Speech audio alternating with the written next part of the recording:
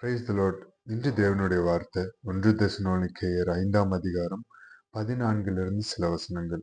மேலும் சகோதரரை, நாங்கள் உங்களுக்கு போதிக்கிறது என்னவென்றால், ஒழுங்கில்லாதவர்களுக்கு புத்தி சொல்லுங்கள், திடனற்றவர்களை தேற்றுங்கள், பலவீனரை தாங்குங்கள், எல்லோரிடத்திலும் நீடிய சாந்தமாயிருங்கள். ஒருவனும் மற்றொருவன் செய்யும் தீமைக்கு தீமை செய்யாதபடி பாருங்கள்.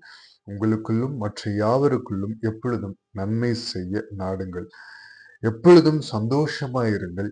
இடைவிடாமல் ஜெபம் பண்ணுங்கள். எல்லாவற்றிலேயும் ஸ்தோத்திரம் செய்யுங்கள். அப்படி செய்வதே கிறிஸ்து இயேசுவுக்குள் உங்களை குறித்து தேவனுடைய சித்தமாய் இருக்கிறது. தேவனுடைய சித்தம். ஆமென். இன்று இந்த இந்த புதிய மாதத்துக்குள்ளாக நம்ம கடந்து நம்ம காலடியை வைக்க அவர் கிருபை செஞ்சிருக்காரு. 2025 ஜனவரி, பிப்ரவரி 2 மாதங்களும் நம்மளை காத்த தேவன். இதுவரைக்கும் பிறந்த நாள் முதல் இதுவரைக்கும், தாயின் கருவின் முதல் கொண்டு இதுவரைக்கும் நம்மளை காத்த தேவன். நமக்கு இந்த மாதம் அவருடைய சித்தம் அததான் ப்ராமிஸ் வேர்டா கொடுக்கிறாரு. மேலும் சகோதரரே, நாங்கள் உங்களுக்கு போதிக்கிறது என்னவென்றால், பரிசுத்த ஆவியானவரால் அருளப்பட்ட தெசலோனிக்கேயர் சபைகளுக்கு எழுதப்பட்ட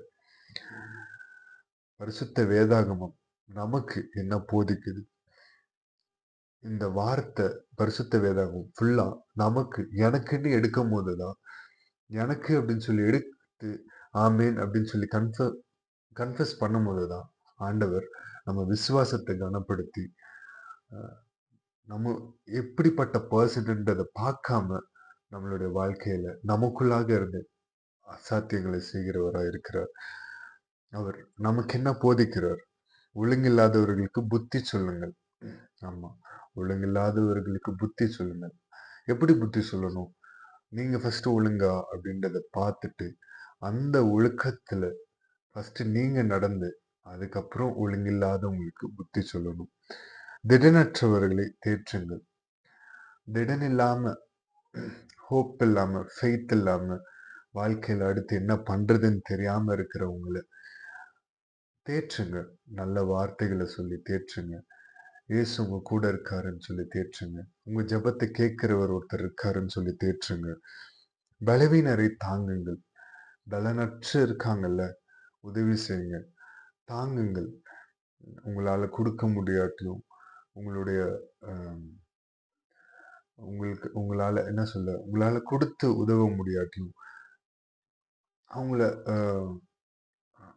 அவங்களுக்காக ஊழியம் செய்யுங்க. ஐ மீன், வயதானவர்களா இருக்கட்டும், இல்ல ஏதாவது வழிப்போக்கர்களுக்கு அவங்க பசின்னு வந்து ஆகாரம் கேட்கும் போது, இல்ல உங்கள்ட்ட காசு இல்லாட்டியும், உங்களிடத்துல இருக்கிற ஏதாவது 10ல ஒரு 2 பங்கு நீங்க அவங்களுக்கு கொடுக்கலாம். இல்ல ஒரு பங்கு நீங்க கொடுக்கலாம். ஆண்டவர் வார்த்தையின் மூலியமா சொல்லியிருக்காரு, ஏழைக்கு இறங்கிறவன் கர்த்தருக்கு கடன் கொடுக்கிறான் அப்படின்னு. பலவீனரை தாங்குங்கள். எல்லாரிடத்திலும் நீடிய சாந்தமாயிருங்கள். சாந்த குணம் உள்ளவர்களாயிருங்க. அட்லீஸ்ட் இது வரைக்கும் நீங்க இல்லாட்டியும் இதுக்கு மேல சாந்த குணம் உள்ளவர்களாயிருங்க. ஒருவனும் மற்றொருவன் செய்யும் தீமைக்கு தீமை செய்யாதபடி பாருங்க. உங்களுக்கு ஒருத்தர் தீமை செய்யறாரோ, அந்த தீமைக்கு பதிலா நீங்க திருப்பியும் தீமை செய்யாம இருக்க பாருங்க. உங்களுக்குள்ளும் மற்ற யாவர்களுக்குள்ளும் எப்பொழுதும் நன்மை செய்ய நாடுங்கள். உங்களுக்கும் மற்ற யாவர்களுக்குள்ளும் நன்மை செய்ய நாடுங்கள். ஆமாங்க, நம்ம ஆண்டவராகிய இயேசு கிறிஸ்துவுல அவர் நன்மை செய்கிற ஆட்டுக்குட்டியாய் சுற்றி திரிந்தார். அதே மாதிரி நம்மளும் நன்மை செய்கிறவர்களாய் சுற்றி திரியணும்.